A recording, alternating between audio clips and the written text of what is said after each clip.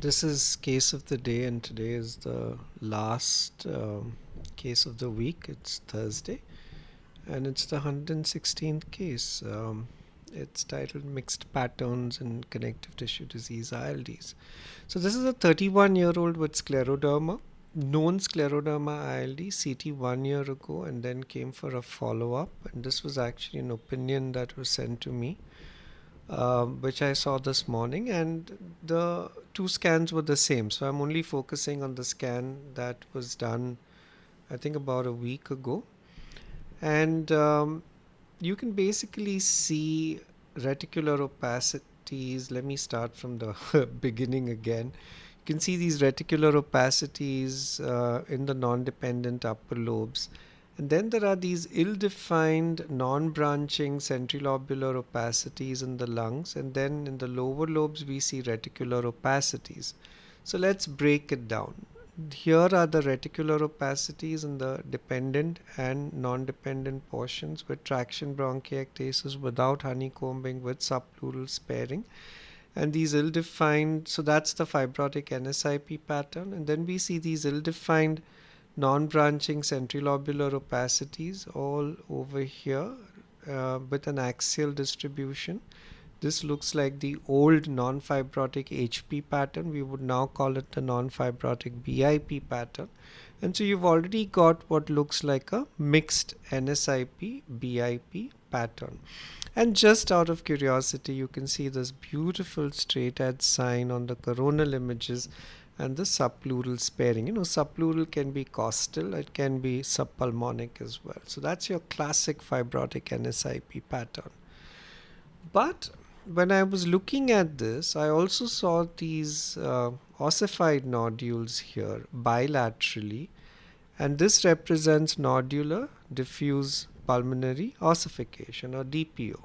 And whenever we see DPO, almost certainly it means that there is underlying cicatricial fibrosing organizing pneumonia. So this would then imply a DPO/CiOP pattern. So if you put all of this together, we have a fibrotic NSIP pattern, which is very characteristic. We have a non-fibrotic BIP pattern, and we have nodular DPO, which suggests that there is an underlying CiOP pattern.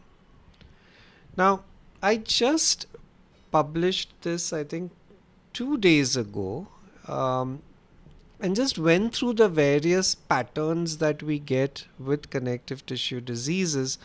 And this was the list here. And at the end, I had this sentence, mixed patterns. And I showed these examples. Here is a scleroderma with a OP NSIP pattern here.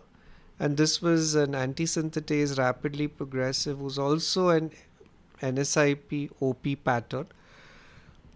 And here we have a patient. I saw this patient yesterday, and there is improvement of the ground glass between March 24 and October 25, but we've got this variant UIP pattern in the non-dependent upper lobes with exuberant honeycombing, and we have a fibrotic NSIP pattern with subpleural sparing in the lower lobe. So this is like a mixed UIP NSIP pattern, which is also known, except that its patient is not yet confirmed to have connective tissue disease.